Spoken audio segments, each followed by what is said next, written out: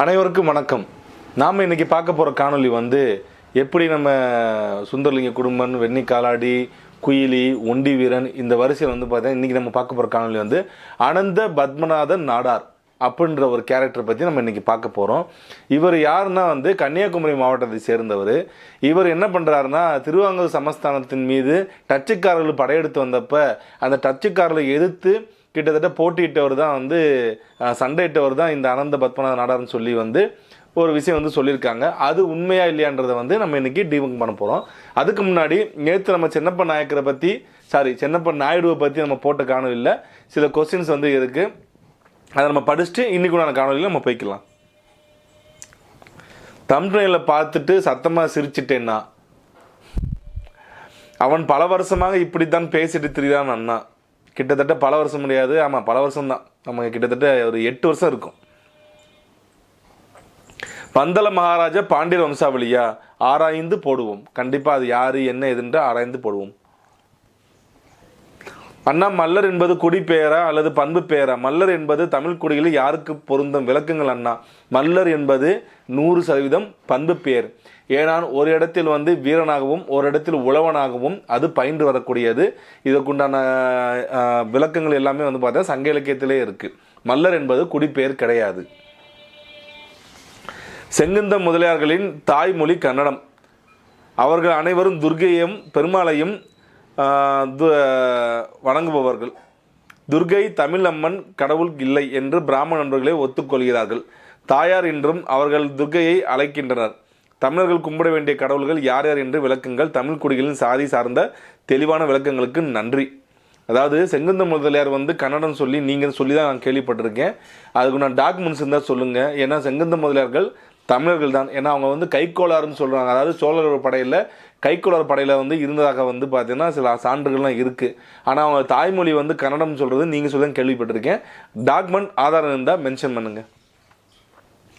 விஜயராகவன், விமல் வர்மா என்கிற பையன் கற்பனை உலகில் வாழ்கிறான். படிப்பு பதவி இது தேவையில்லை. வர்ணத்தில் நாம் வன்னியர் பிறப்பால் உயர்வானவர்கள், பூணூல் போடவும் என்று இளைஞர்களை அறிவு குருடாக்கி வருகிறான். சென்னப்ப நாயக்கருக்கு சிலை வைக்க ஒரு வன்னியர் அமைப்பு ஜெயலலிதா அவர்கள் மனு கொடுத்தார்கள். அப்பொழுது தலைமைச் செயலாளர் சென்னப்ப நாயக்கர், காளகஸ்தி நாயக்கர், தெலுங்கர் வன்னியர் இல்லை என்று செயின்ட் ஜார்ஜ் கோட்டை பற்றி முழு விவரத்தை கொடுத்து பதில் கொடுக்கப்பட்டது. இன்னும் இது பற்றி புரியாமல் தொடர்ந்து பேசிக்கொண்டே வருகிறார்கள்.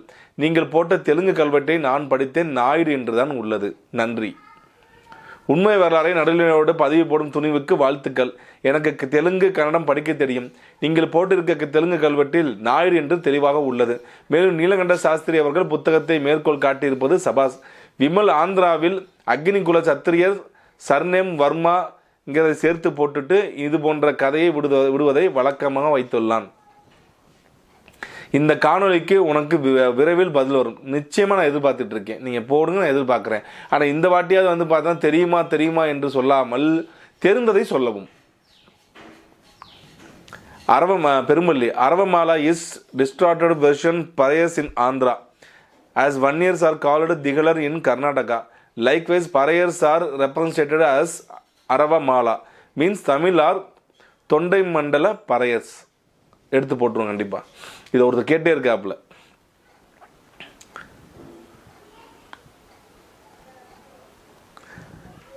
Chalukyas are Kannadigas. Though they ruled over Vengi, their ancestral land is Deccan, and so they were literally Kannadigas. But if you track Kannadigas ancestry, each and every caste trace their ancestral root to Sangam Tamil caste and its tribes. Check பண்ணி பார்த்துருவோம். ராஜேஷ், சில வருடங்களுக்கு முன்னாடி விமல் வர்மா ஒரு பெரிய பிரச்சனையை பண்ணிட்டார். கெம்பே கவுடா வன்னியர் என்று சொன்ன ஒரு வீடியோவை வெளியிட்டார். கெம்பே கவுடா வன்னியரா? அட பாவிலா, பக்கா கன்னடிகா. இன்னைக்கு நார்தன் கனடாவுக்கு பார்த்தீங்கன்னா கிட்டத்தட்ட ஃபாதர் ஆஃப் நார்தன் கனடா கூட சொல்லுவாங்க அவரை வன்னியர்னு சொல்லியிருக்கான். இவனை என்னத்தை சொல்லி அடிக்கிறது?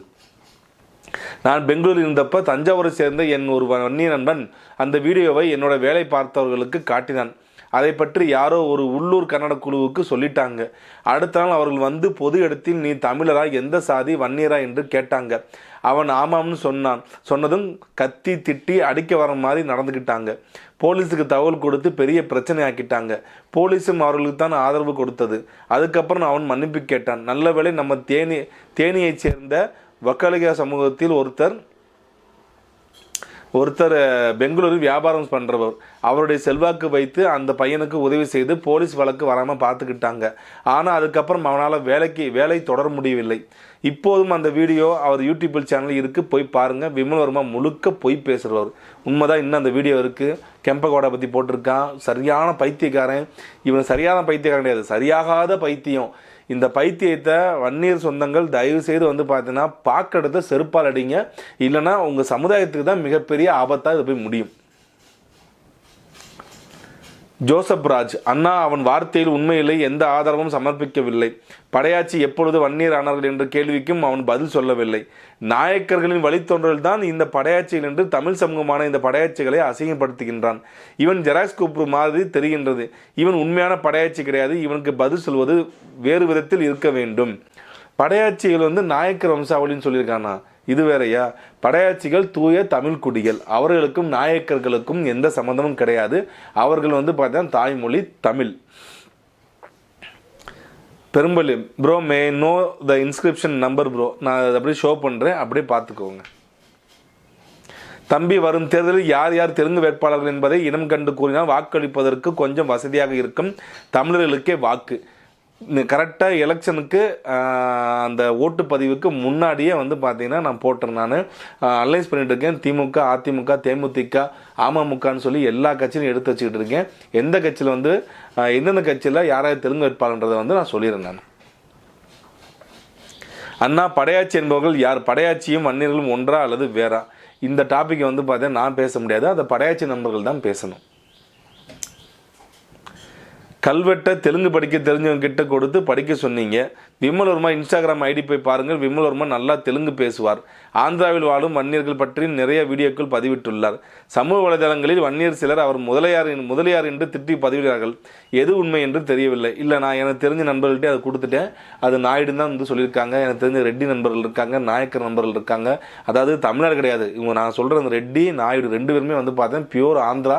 அவங்கள்ட்டையும் காமிச்சிட்டேன். 2வது அவங்கள்ட்ட போய் சென்னப்ப நாயக்கர் வந்து இந்த மாதிரி வன்னியர்னு சொல்கிறப்ப வந்து பார்த்தீங்கன்னா சிரிக்கிறாங்க. அதுக்கப்புறம் கோபப்படுறாங்க, ஏன் இந்த மாதிரிலாம் வந்து பண்ணுறாங்கன்னு சொல்லி. ஆக்சுவலாக உண்மைத்தன்மை என்னன்றது இருந்துச்சுன்னா அது எல்லாருமே ஏற்றுக்குவாங்க. போய் ரொம்ப நாள் வந்து நீடிக்காது. களவாணி களவாணி களவாணி களவாணி களவாணி களவாணி களவாணி களவாணி களவாணி களவாணி பைத்தியம். இந்த பைத்தியத்துக்கு இதே வேலை தான். தங்களால் வந்து அந்த போலி பிம்பம் உடைக்கிறப்ப வந்து அதை ஏற்றுக்க முடியல. எக்ஸ்போஸ் ஆகிட்டதை வந்து பார்த்தோன்னா அக்செப்ட் பண்ண முடியல. சின்ன வயசுலேருந்தே வந்து பார்த்தீங்கன்னா அந்த பொய்யை படித்து அது உண்மையிலன்னு தெரிஞ்சதுக்கப்புறம் வந்து பார்த்தீங்கன்னா அதை ஏற்றுக்கூடிய மனப்பக்குவம் இல்லை. இதைத்தான் நான் சொன்னேன், ஒரு சமுதாயத்தை மனநோயாளியை ஆக்காதீர்கள் என்று. சபாநாயகம், அது மட்டுமல்ல, சைனா பொம்மைகளை காட்டி இவர் இந்த வன்னியர் என்று வன்னியர் உளர்வான். நானும் பார்த்தேங்க. ஒரு சைனா பொம்மையை வச்சுக்கிட்டு இவன் பண்ணுற அநியாயம் கொஞ்சம் கூட கிடையாது. வந்து மனசாட்சியிலாம நடந்துக்கிறான். ரன்னிங் மேன், அருமையான விளக்கம் தோழர். தமிழ்நாட்டில் பள்ளி படையாச்சி மக்கள் வன்னிய புராணத்தை நம்புவதால் RSS கும்பல்களுக்கு பலியாகி கொண்டு வருகிறார்கள். ஆரம்பகால RSS பயிற்சி வகுப்புகளில் சௌராஷ்டிர மக்கள் தான் இருந்தார்கள். தமிழ்நாட்டில் RSS வளர அடித்தளம் அமைத்தார்கள். ஆனால் இப்போது சௌராஷ்டிர மக்கள் இது தேவையற்ற டேஷ் என்று பெரிய அளவில் யாரும் இல்லை. இதுக்கு தமிழ் மக்கள் தான் பெரிய அளவில் பலிகடாவை கொண்டு வருகிறார்கள். உண்மைதான். நீங்கள் புராண ரீதியாக போயிட்டீங்கன்னா நீங்கள் அந்த சித்தாந்தத்தை ஏற்றுக்கிட்டு தான் ஆகணும். அது அவங்களுக்கும் தெரியும். அருமையான விளக்கம் தோழர். தமிழ்நாட்டில் பள்ளி படையாச்சி அது படித்தாச்சு. உண்மை வரலாறு உறக்கச் சொல்லும் சோழப்பாண்டியன் சகோதரருக்கு நன்றி. நான் வன்னியர். இந்த விமல்வர்மனை கண்டித்தும் திருந்தாத ஜன்மம். எதற்கு நாயுடு என்பதை மறைத்து நாயக்கர் என்று சொன்னார்கள்? அவர்கள் ஜாதியை மாற்றியிருக்கிறார்களா? ஏன் இந்த குழப்பம்? வன்னியர்களுக்கு நாயகர் என்ற பட்டம் இருக்கிறது. இன்றும் திருமண விழாக்களில் திருமண பத்திரிகைகளில் நாயகர் என்று போடுகிறார்கள். சென்னையில் பாரிஸில் கோவிந்தப்பன் நாயக்கர் திரு, அங்கப்பன் நாயக்கர் திரு என்று எல்லா நாயகர்கள் தான் இருக்கிறார்கள். அந்த நாயக்கர்கள் யார் என்று ஆராய்ந்தால் அவர்கள் வழித்தோன்றல் தெரிந்துவிடும். ஏனெனில் அங்கு வன்னியர்கள் பெரும்பான்மையாளர்களாக இருக்கிறார்கள். அவர்கள் முன்னோர்களுக்கு நன்றாக தெரிந்திருக்கும். சென்னப்ப நாயகர் வன்னியராக இருக்கலாம் என்று நினைக்கிறேன். உண்மை வெளிவரும். இது எந்த உண்மையும் கிடையாதுங்க. ஒரு விஷயம் நல்லா புரிஞ்சுக்கோங்க. டாக்குமெண்ட்ஸ் தெளிவாக இருக்குது. ரெண்டாவது வந்து பார்த்தீங்கன்னா ஜார்ஜ் கோட்டைக்கு வந்து பார்த்தீங்கன்னா கடைசி அவங்களுடைய சென்னப்ப நாயுடுவோட வம்சாவளியர்கள் வந்து பார்த்தீங்கன்னா என்னென்ன விஷயம் வந்து ஷேர் பண்ணியிருக்காங்க. நிறையா இன்ஃபர்மேஷன் இருக்குது. நான் வந்து பார்த்தீங்கன்னா இன்னும் முழுசாக எடுத்து போடலை. முழுசாக எடுத்து போட்டேன்னா பெரிய டாக்குமெண்ட்ரியே பண்ணலாம். அந்தளவுக்கு வந்து பார்த்தீங்கன்னா இன்ஃபர்மேஷன் இருக்குது. இந்த மாதிரி வந்து தயவுசெய்து வந்து பைத்தியங்கள் நம்பாதீங்க, ஏமாந்து போயிடாதீங்க. இதுதான் யதார்த்தமான உண்மை. வன்னியர்கள் ஒரு ஊரில் செட்டியார் என்றும், வன்னியர்கள் ஒரு ஊரில் பிள்ளை என்றும், ஒரு ஊரில் நாயக்கர் என்றும், ஒரு ஊரில் ரெட்டியார் என்றும், ஒரு ஊரில் கவுண்டர் என்றும், ஒரு ஊரில் தேவர் என்றும் இருக்கிறார்கள். இதுக்கு நான் என்ன பதில் சொல்கிறதுன்னு தெரியல. அருண் அகமுடையார், அண்ணே நீங்கள் அடிச்ச அடியில் அவன் உன் பேரை எழுதி வச்சுட்டு செத்துற போகிறான்னு பச்சை புள்ள கூட பார்க்காம சோழப்பாண்டியனே உனக்கு இறக்கமே இல்லையா? அண்ணா, கேரளாவில் கல்லர் மறவர் சமூக பெண்கள் மார்பகம் வரி எதற்கு கட்டினார் என்று கூறுங்கள். அப்படி ஒரு இன்ஃபர்மேஷன் ரொம்ப நாளாக பரவி விடுறாங்களே, அப்படி ஏதாவது இன்ஃபர்மேஷன் இருந்துச்சுன்னா வந்து அதை மென்ஷன் பண்ணுங்கள், நானே வீடியோ போடுறேன். அந்த மாதிரி எதுவும் கிடையாது. இது இழிவுபடுத்துவதற்காக நாடார் சமுதாயத்தை சேர்ந்தவர்களும் பல்லர் சமுதாயத்தை சேர்ந்தவர்களும் வந்து பார்த்தீங்கன்னா கிளப்பி விட்ட விஷயம்தான் இது.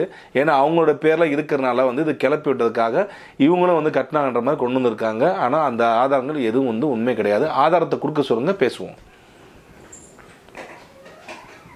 பொய் வரலாறு பேசும் மனநோயாளிகளின் வெறி பிடித்த நாய்கள் போன்றவர்கள் கொஞ்சம் கவனமாக இருங்கள். நாங்கள் தங்கள் அன்பு சோதர்கள். என்னானாலும் நான் எதற்கும் நான் அஞ்ச மாட்டேன், எதற்கும் பயப்பட மாட்டேன். எதானாலும் வந்து ஃபேஸ் பண்ணுறதுக்கு தயாராக தான் நான் இருக்கேன். நான் வாளுக்கு வேலி போலி என்ற பிம்பத்தை பதிவு பண்ணுங்க தோழர். வியூவர்ஸ்க்காக ஏதாவது அள்ளிவிடக்கூடாது. வாளுக்கு வேலியை வந்து இந்த சீரீஸில் போட முடியாது. ஏன்னா வாளுக்கு வேலிக்கு வந்து பார்த்தீங்கன்னா சிவகங்கை சரித்திர அம்பானையில் வந்து பார்த்தீங்கன்னா தெளிவாக மருவத்தவண்ணன் மாவேலி வாழன்னு சொல்லி வந்து ரெக்கார்டு இருக்குது. அது மட்டும் இல்லாமல் கவர்னர் பால்க்ஸோட வந்து மெனுஸ்கிரிப்ட்லேயும் வந்து பார்த்தீங்கன்னா பாகநேரி நாட்டு தலைவர்களை பற்றியும் பாகநேரி வந்து பார்த்தீங்கன்னா என்ன மாதிரி வந்து ஃபைட் பண்ணியிருக்குன்னு சொல்லி வாளுக்கு வேலி அம்பலத்துடைய நாடான பாகநேரி நாடுடைய அந்த ஃப்ரீடம் ஸ்ட்ரகிளை பற்றி வந்து பார்த்தீங்கன்னா அதில் வந்து மென்ஷன் ஆகிருக்கு. பாகநேரி நாட்டோட கொடிவழிகளும் வந்து நிறைய இருக்கு. அதனால அதை இந்த சீரீஸ்ல போட முடியாது. வேணா சொல்லுங்க, வாளுக்கு வரலாறு வந்து தனிப்பட்ட முறையில் வேணா வந்து நான் பதிவு பண்றேன்.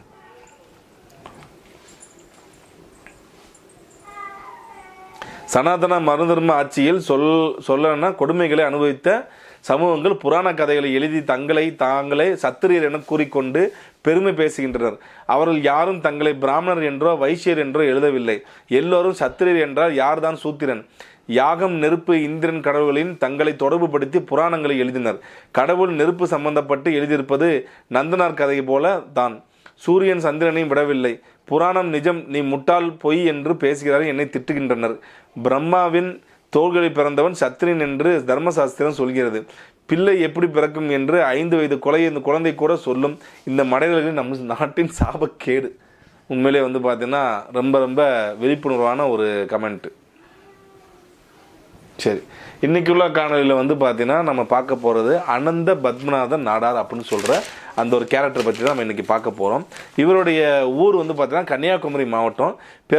பிறப்புன்னு சொல்லி 1698 சொல்கிறாங்க. இறப்பு வந்து பார்த்தீங்கன்னா 1750 சொல்கிறாங்க. ஆனால் இதுக்கு வந்து பார்த்தீங்கன்னா டாக்குமெண்ட் எதுவும் கிடையாது. மார்த்தாண்டா வந்து பார்த்தீங்கன்னா மார்த்தாண்டவர்மாவோட முதன்மை தளபதியாக வந்து அனந்த பத்மநாத நாடார் வந்து பார்த்தீங்கன்னா இருந்ததாக இவர்கள் வந்து சொல்லி கொண்டு வருகிறார்கள். ஆனால் இவங்க வந்து என்ன பண்ணுறாருன்னா மார்த்தாண்டவர்மா மீது, அதாவது திருவாங்கூர் சமஸ்தானத்தின் மீது, கேரளா மீது வந்து டச்சுக்காரர்கள் படையெடுத்து வர்றாங்க. அந்த படையெடுத்து வரப்போ வந்து பார்த்தீங்கன்னா மிகப்பெரிய வந்து ஒரு கப்பல் படை வந்து வருது. அந்த கப்பல் படை வர்றப்ப இந்த இடத்துல வந்து கப்பல் இல்லாத இடத்துல வந்து இந்த அனந்த பத்மநாத நாடார் வந்து என்ன பண்ணுறாருன்னா அங்கே போய் பனைமரத்தையும் தென்னை மரத்தையும் வெட்டி அதை வந்து கருப்பு பெயிண்ட் அடித்து ரோட்லலாம் வந்து அதை அந்த கடற்கரையில் வந்து அடுக்கி வச்ச அதை பார்த்து வந்து டச்சு படையெல்லாம் வந்து பீரிங்கின்னு சொல்லி பயந்துக்கிட்டு வந்து பார்த்தீங்கன்னா சண்டை போடாமல் ஓட்டாங்களாமா. இதுதான் இவங்க கொடுக்குற விளக்கம். இந்த கதையை போயிட்டு நான் இன்றைக்கி கவர்மெண்ட் ஸ்கூல்லையோ எந்த ஸ்கூல்லையோ சிபிஎஸ் ஸ்கூல்லையோ எந்த ஸ்கூல்லையுமே சொன்னால் குழந்தைங்க கூட வந்து பார்த்தீங்கன்னா சிரிக்கும். ஆனால் இதை வரலாறுன்னு எழுதி வச்சுருக்காங்க. இதற்கு வந்து பார்த்தீங்கன்னா குரு பூஜை வேறு பண்ணணும்னு சொல்லிட்டு வந்து ஒரு குரூப்பு வந்து கிளம்பி நிற்கிது. யோசித்து பாருங்கள் மக்களே, டச்சுக்காரன் அவ்வளோ பெரிய முட்டாளாக இருந்தால் இன்றைக்கி வந்து கேரளா வந்து பார்த்தீங்கன்னா அவன் ஃபைட் பண்ணியிருப்பானா, இல்லை உலகம் ஃபுல்லாக வந்து வணிகம் பண்ணியிருப்பானா? எவ்வளோ பெரிய பைத்தியகாரத்தனம்! ஒரு பனைமரத்துக்கும் பீரங்கிக்கும் வந்து பார்த்தீங்கன்னா அவனுக்கு வித்தியாசம் தெரியாமல் இருப்பானா அவன்? கொஞ்சம் ஒரு அடிப்படை அது வேணாமா? ஃபைனாக்குலரில் வந்து பார்த்தீங்கன்னா நின்று பார்த்தாலே தெரியும் அங்கே என்ன இருக்குது ஏது இருக்குன்னு சொல்லி.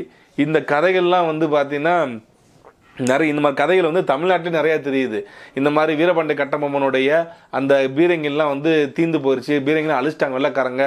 அதனால வந்து பார்த்தீங்கன்னா ஒருத்தர் வந்து பார்த்தீங்கன்னா கருப்பு பெயிண்ட் அடித்து நிற்க வச்சாங்க, அந்த பின்பகுதி வந்து காமிச்சு நிற்க வச்சாங்க. அதை பார்த்து வந்து வெள்ளைக்காரன் பயந்து விட்டான்னு சொல்லி இது காமெடி கதையாக வந்து தமிழ்நாட்டில், அது குறிப்பாக தென் தமிழ்நாட்டில் நிறைய கதைகள் இருக்குது, இந்த பீரங்கி சம்மந்தப்பட்ட கதைகள்.